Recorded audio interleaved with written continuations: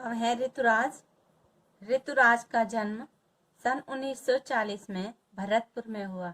राजस्थान विश्वविद्यालय जयपुर से उन्होंने अंग्रेजी में एमए किया। 40 वर्षों तक अंग्रेजी साहित्य के अध्यापन के बाद अब सेवानिवृत्ति लेकर वे जयपुर में रहते हैं। उनके अब तक 8 कविता संग्रह प्रकाशित हो चुके हैं, जिनमें एक मरण धर्मा और अन्य पुल पर पानी, सूरत निरत और लीला मुखारविंद प्रमुख हैं। उन्हें सोमदत्त, परिमल सम्मान, मीरा पुरस्कार, पहल सम्मान तथा बिहारी पुरस्कार मिल चुके हैं। मुख्य धारा से अलग समाज के हाशिए के लोगों की चिंताओं, हाशिए माने जो समाज के आखिरी छोर के लोग हैं, उनकी चिंताओं को ऋतुराज ने अपने लेखन का विषय बनाया है।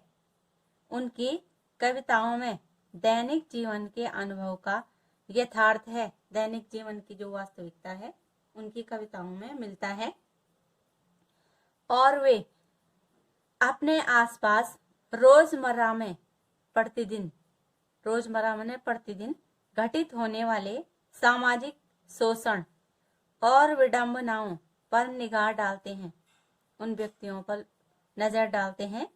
यही कारण है कि उनकी भाषा अपने परिवेश और लोक जीवन से जुड़ी हुई है। अब ऋतुराज की कविता है कन्यादान।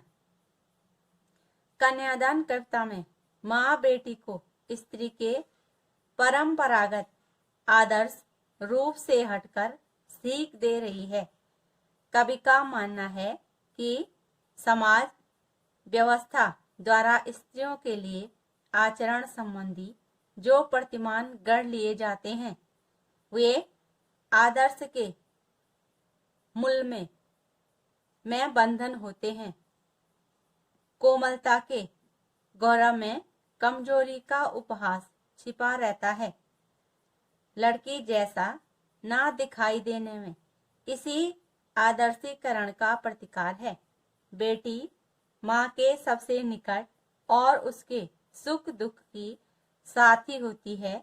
इसी कारण उसे अंतिम पूंजी कहा गया है, क्योंकि अपने माँ के सुख दुख में वही साथ देती है, इसलिए कवि ने उसको अंतिम पूंजी कहा है, जो वह दान में दे देती है।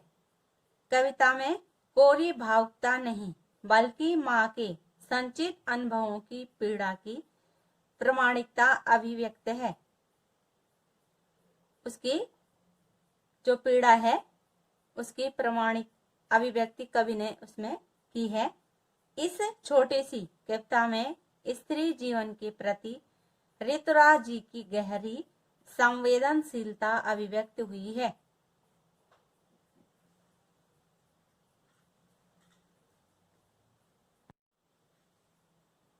ऋतुराज जी की कविता है कन्यादान।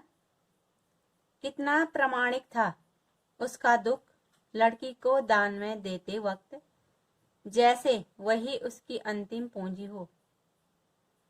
लड़की अभी सयानी नहीं थी, अभी इतनी भोली सरल थी कि उसे सुख का आभास तो होता था, लेकिन दुख बांचना नहीं आता था। पाठिका थी वह धुंधले प्रकाश की, कुछ तुकों और कुछ लयबद्ध पंक्तियों की। कवि कहते हैं कि कन्यादान के समय मां की स्थिति उसके द्वारा लड़की को दी गई सीख के विषय में कहते हुए कहते हैं कि किसी मां का वह दुख किस प्रकार अन्य दूसरा जान सकता है।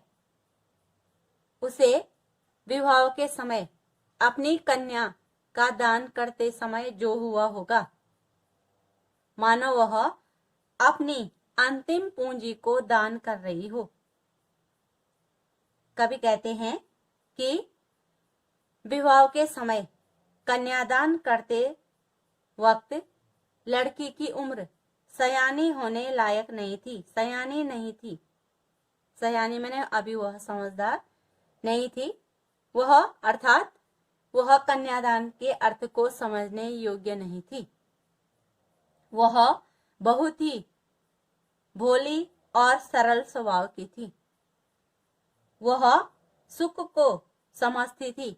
आभास मने उसको सुख का तो पता था, पर दुख किसे कहते हैं लेकिन दुख मांचना नहीं आता था, अर्थात वह दुख क्या चीज है उसे नहीं समझती थी।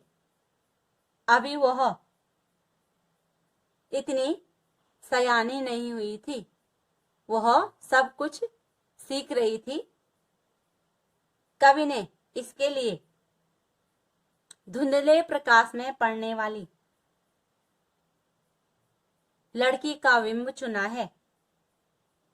हल्के प्रकाश में जो पड़ने वाली लड़की होती है उसे हल्का हल्का कुछ दिखाई देता है, साफ नहीं दिखाई देता है, इसलिए उसे भी दुख के बारे में बहुत कम जानकारी थी।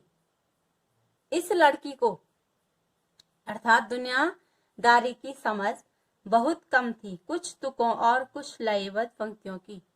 अर्थात इस लड़की को दुनियादारी की समझ बहुत कम थी। अब इसके शब्दार्थ हो गए। प्रमाणिक, वास्तविक, लड़की को दान में देते वक्त अर्थात विवाह के समय बेटी का कन्यादान करते समय। सयानी, समझदार, सुख का आभास अर्थात सुख की अनुभूति, वाचना, पढ़ना, पाठिका, पढ़ने वाली, धुंधले प्रकाश, अस्पष्ट ज्ञान, उसको पूरा ज्ञान नहीं था, तुकों, कविता की तुकबंदी, जैसे कविता में तुकबंदी मिलाते हैं उसी प्रकार, लयबद्ध, लय में बंधी हुई। अब इसमें प्रश्न पूछे जाते हैं कि कवि और कविता का नाम लिखिए। तो कवि का नाम हो गया ऋतुराज और कविता का नाम हो गया जो पाठ का नाम है कन्यादान। दूसरा हो गया पद्यांश का भावार्थ लिखिए, तो भावार्थ जो हमने अभी अर्थ पढ़ा।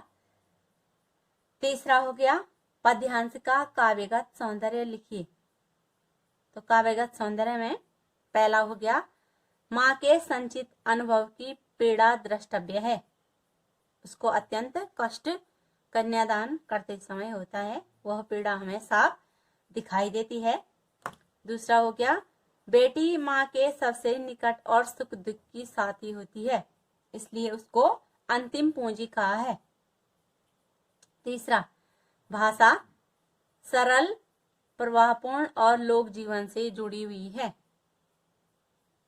अगला हो गया कन्यादान जैसे पारंपरिक संस्कार और बाल विवाह के औचित्य का प्रश्न उठा करके अपनी गतिशीलता का कवि ने परिचय दिया है।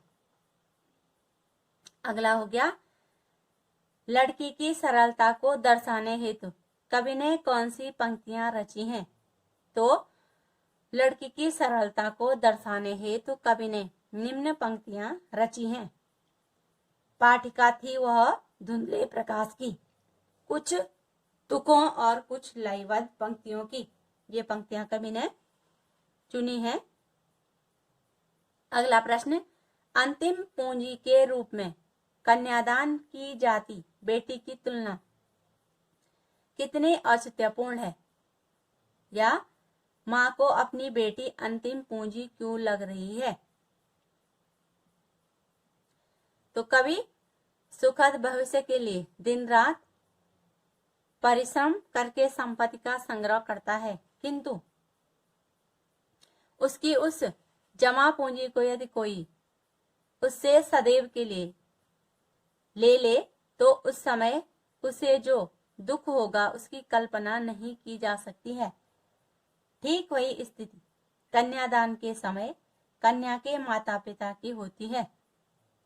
उस समय उनका कन्या पर अधिकार समाप्त हो रहा होता है और जिसे वह अपना अधिकार सौंप रहे होते हैं, उसके विषय में भी वह दुविधा की स्थिति में होते हैं कि पता नहीं उनकी उस जीवन की जमा पूंजी, जो उनकी बेटी है उसको जमा पूंजी कवि ने कहा है, वह संरक्षित रह भी पाएगी अथवा अपने क्रूर व्यवहार से उसे छिन्न भिन्न कर देगा।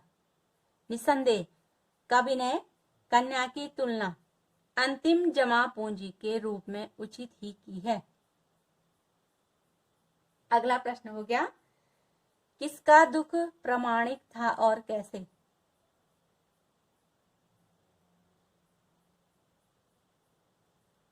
तो लड़की की मां का दुख प्रामाणिक यानी सच्चा था, क्योंकि बेटी के प्रत्येक सुख दुख का साथ उसकी मां का सुख दुख जुड़ा होता है। बेटी का सुख दुख अपनी मां के साथ जुड़ा होता है। उसने आज तक जिसे पूंजी की तरह सहेज कर रखा था, आज उसी को कन्यादान में देकर उसका मन दुखी हो रहा है कि पता नहीं विवाह के उपरांत उसे जीवन में सुख मिलेगा अथवा दुख। उसकी लाडली को पता नहीं उसका पति अथवा उसके ससुराल वाले उसे उसी स्नेह में, उसी प्रेम में रख पाएंगे अथवा नहीं, जिस स्नेह से उसने उसे आज तक पाला पोसा था। इस प्रकार कन्या का दान करते समय उसकी मां का दुख सच्चा दुख था, जिसे केवल वही जान सकती थी। अगला प्रश्न, लड़की सयानी न थी का आशय स्पष्ट कीजिए। लड़की सयानी न थी अर्थात जिस लड़की का कन्यादान किया जा रहा था वह वयस्क न थी, अर्थात उसका बाल विवाह किया जा रहा था। वयस्क होने के कारण लड़की को संसार में छल छद्म से परिपूर्ण व्यवहार की समझ न थी। विवाह उपरांत गृहस्थ जीवन को सफलता पूर्वक जीने के लिए किस चतुराई और बुद्धि विवेक की आवश्यकता होती है, उसकी इसी अज्ञानता को उसके सयानी न होने के माध्यम से कवि ने व्यक्त किया है। अगला प्रश्न, कविता की पंक्तियों में आखिर मां की मुख्य पीड़ा या मुख्य दुख क्या है? कविता की पंक्तियों में मां की मुख्य पीड़ा यही है कि उसकी अल्पवयस्क बेटी को अभी सांसारिकता का ज्ञान नहीं है। उसने तो अभी केवल सुख के सुहाने सपने संजोए हैं। माँ पिता के साये तले अभी तो उसे दुख का अनुभव ही नहीं हुआ कि दुख क्या होता है। कल जब उसे संसार की कठोरता और निष्ठुरता का सामना करना पड़ेगा, तब वह उस पीड़ा को कैसे सहन कर पाएगी।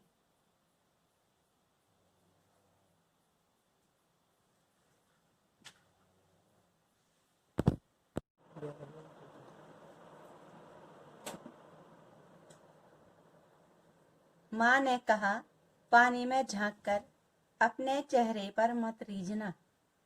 आग रोटियां सेकने के लिए है, जलने के लिए नहीं। वस्त्र और आभूषण शाब्दिक ब्रह्मों की तरह बंधन है स्त्री जीवन के। माँ ने कहा, लड़की होना पर लड़की जैसी दिखाई मत देना। कवि कहते हैं कि कन्यादान करते समय एक माँ अपनी लड़की को सीख देते हुए कहती है कि पानी में झांक करके अपने चेहरे पर मत रीझना, अर्थात अपने सौंदर्य पर स्वयं ही मुग्ध मत होना। साथ ही कवि ने यहाँ दहेज के लिए जलाकर मारी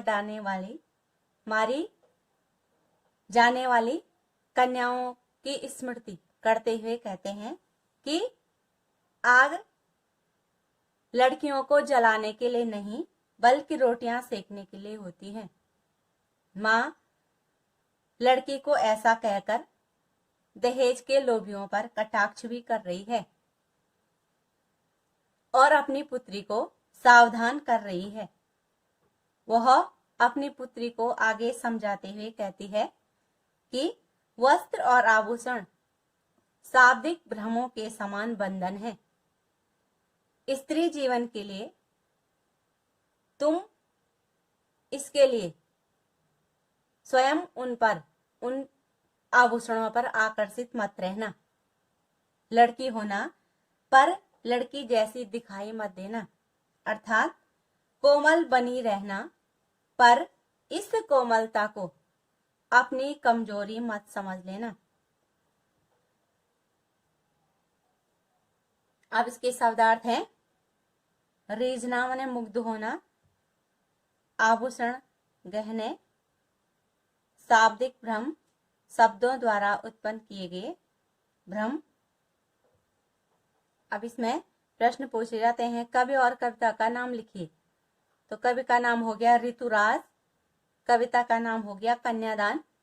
दूसरा प्रश्न, पद्यांश का भावार्थ लिखिए, जो हमने अभी पढ़ा। तीसरा प्रश्न, पद्यांश का काव्यगत सौंदर्य स्पष्ट कीजिए। पहला हो गया काव्यगत सौंदर्य में माँ बेटी को परंपरागत आदर्श से हटकर सीख दे रही है कि यदि तेरी कोमलता और शालीनता तेरे शोषण का कारण बन जाए तो तू इसके चोले को उतार फेंकना, किंतु किसी भी स्थिति में अपना शोषण मत होने देना। भाषा हो गई सरल, प्रभावपूर्ण और लोक जीवन से जुड़ी हुई। तीसरा हो गया अपने ही सौंदर्य पर मुग्ध न होने की सीख दी गई है। कवि द्वारा अपने ही सौंदर्य पर मुग्ध न होने की सीख इसमें दी गई है। अगला प्रश्न, कवि ने वस्त्र आभूषणों को कैसा बताया है? तो कवि ने वस्त्र और आभूषणों को शाब्दिक भ्रमों के समान बताया है और कहा है कि ये स्त्री जीवन के लिए एक बंधन है। प्रायः स्त्रियां वस्त्र आभूषणों के मोह में फंसकर अपना स्वतंत्र अस्तित्व गंवा बैठती हैं और सदैव के लिए पुरुषों की दासी हो जाती हैं। अगला प्रश्न, आग रोटियां सेकने के लिए है, जलने के लिए नहीं। इस बात से माँ बेटी को क्या सीख देना चाहती है?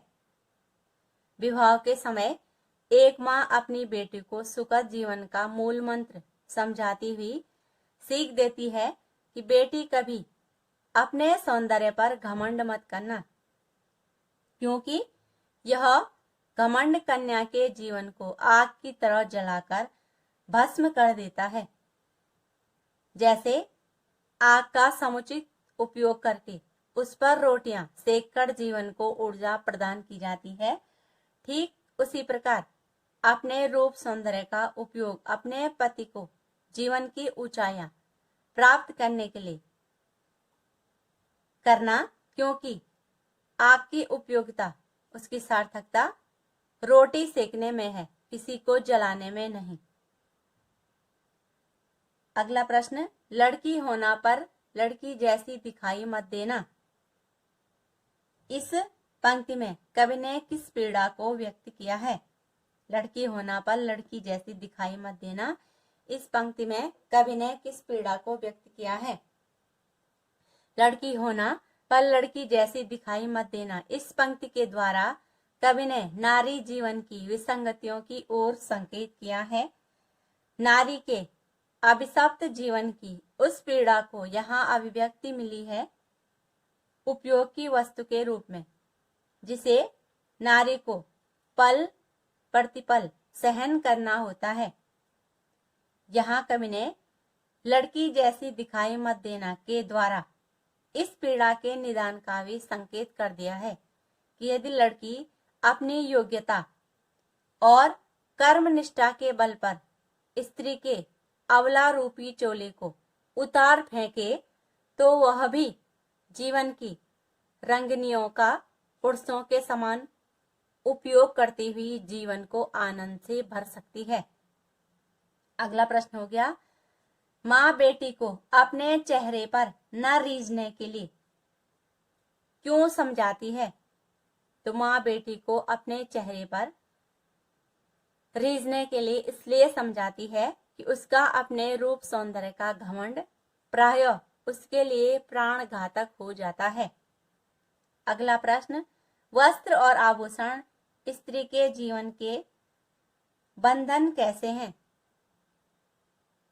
तो प्रायः स्त्रियां वस्त्र आभूषणों को सर्वस्व मान बैठती हैं और पुरुष उसकी दुर्बलता का लाभ उठाकर उसे वस्त्र आभूषणों के मोह पास में फंसाए रखकर अपनी इच्छा अनुसार उसका दैहिक और मानसिक शोषण करते हैं और धीरे धीरे स्त्री अपना स्वतंत्र अस्तित्व गंवा बैठती है। इस प्रकार वस्त्र और आभूषण स्त्री जीवन के बंधन होते हैं।